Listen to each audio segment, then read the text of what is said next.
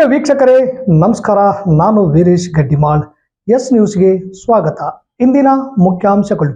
ಮರಿಹಾದೆ ಹತ್ಯೆ ಕೊಲೆಗಾರನಿಗೆ ಗಲ್ಲು ಶಿಕ್ಷೆ ವಿಧಿಸಿ ಕರ್ನಾಟಕ ಪ್ರಜಾಸತ್ತಾತ್ಮಕ ರಂಗ ಒತ್ತಾಯ. ತುರ್ವಿಹಾಳ್ ಪಟ್ಟಣ ಪಂಚಾಯಿತಿ ಉಪಚುನಾವಣೆ ಬಿಜೆಪಿ ಅಭ್ಯರ್ಥಿ ಮುನಿಯಪ್ಪ ಬೆಳ್ಳಿ ಗೆಲುವು ಸಂಭ್ರಮ.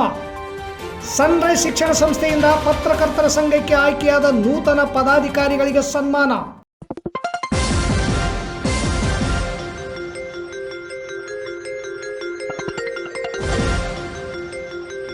ಎಸ್ ನ್ಯೂಸ್, ಇದು ನಿಮ್ಮ ಧ್ವನಿ. ವಾರ್ತೆಗಳ ವಿವರ. ಇವತ್ತಿನ ಸಮಾಜದಲ್ಲಿ ಹೆಣ್ಣು ಮಕ್ಕಳ ಮೇಲೆ ಕೊಲೆ, ಅತ್ಯಾಚಾರ, ದೌರ್ಜನ್ಯಗಳು ದಿನದಿಂದ ದಿನಕ್ಕೆ ಹೆಚ್ಚಾಗುತ್ತಲೇ ಇವೆ.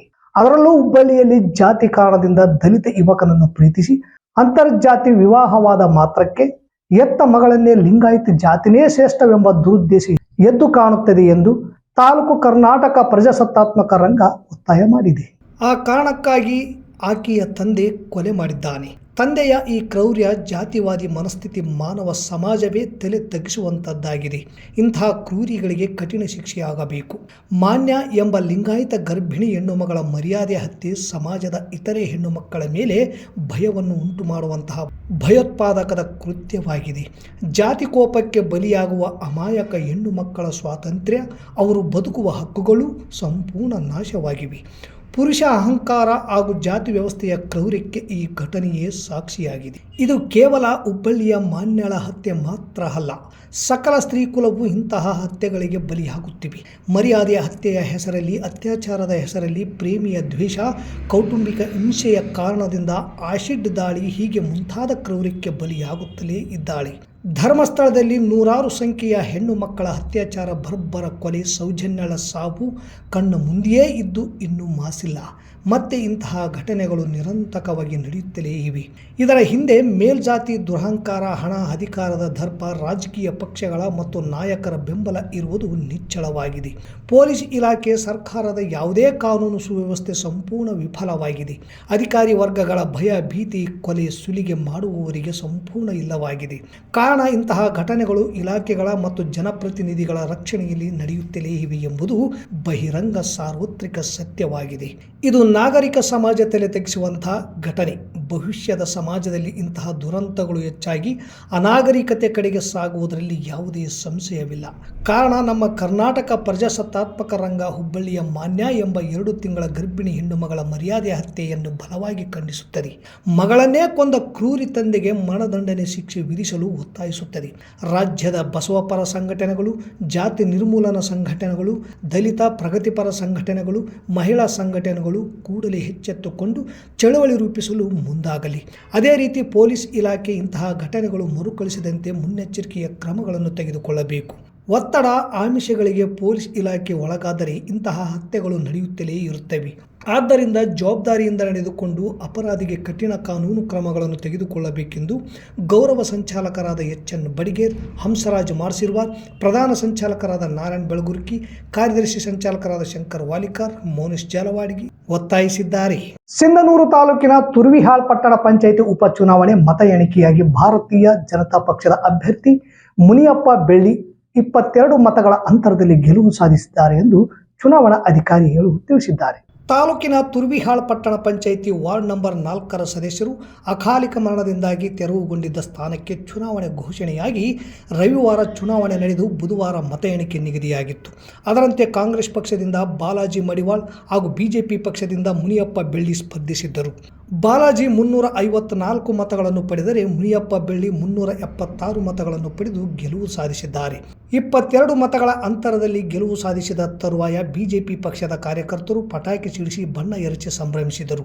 ಗೆಲುವಿನ ಸಂಭ್ರಮದಲ್ಲಿ ಮಾಜಿ ಶಾಸಕ ಪ್ರತಾಪ್ ಪಾಟೀಲ್, ಸಿಂಧನೂರು ಬಿಜೆಪಿ ಮುಖಂಡ ಕೆ. ಕರಿಯಪ್ಪ ಸೇರಿದಂತೆ ಸ್ಥಳೀಯ ಬಿಜೆಪಿ ಮುಖಂಡರಾದ ಶಂಕರಪ್ಪ ಸಾಹುಕಾರ, Rudraswamy ಕೊಡದಮಠ, Nagappa Nayak, Balappa Kuntoji, Kariyappa Bhangi, Siddeshwar Gurikar, Shivu mobile shop, Durgesh G Vakil, Chandru Pawar Shetty, Ramesh Shankanal, Nirupadi Srinivas camp, Basavaraj Virupapur, Muniswamy ಸೇರಿದಂತೆ ಅನೇಕರು ಸಂಭ್ರಮಿಸಿದರು.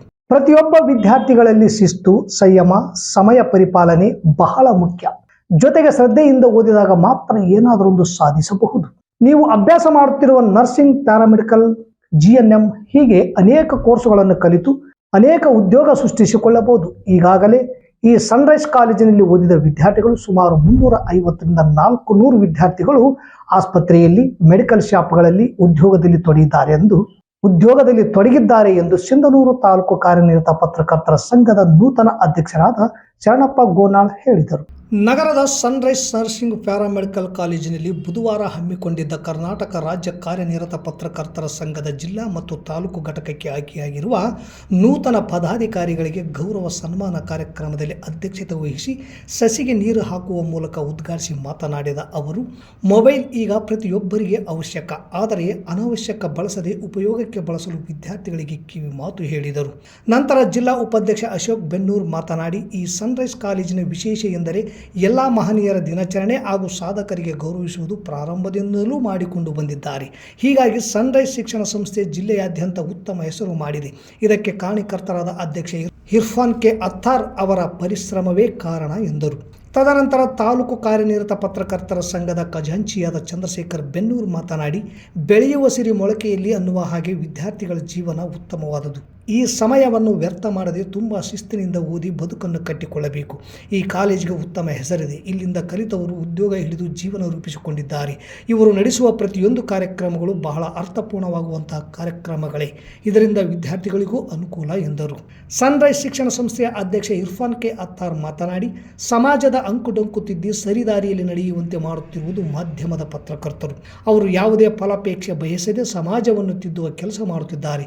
ಜೊತೆಗೆ ಇದೊಂದು ಸಮಾಜ ಸೇವೆ ಎಂದು ಭಾವಿಸಿ ಕಾರ್ಯನಿರ್ವಹಿಸುತ್ತಿದ್ದಾರೆ.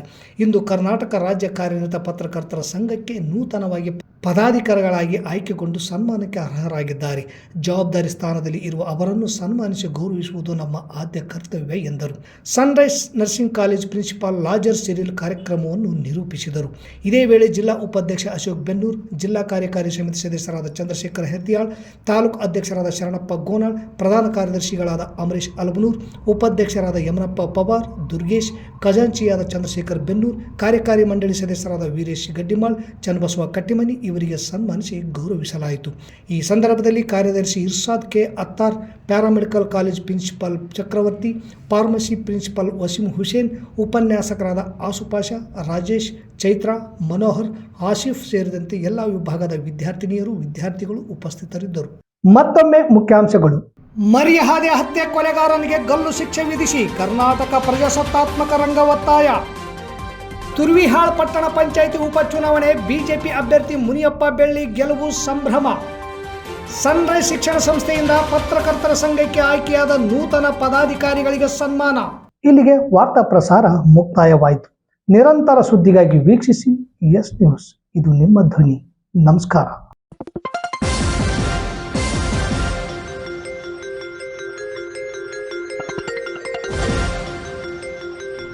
ಎಸ್ ನ್ಯೂಸ್, ಇದು ನಿಮ್ಮ ಧ್ವನಿ.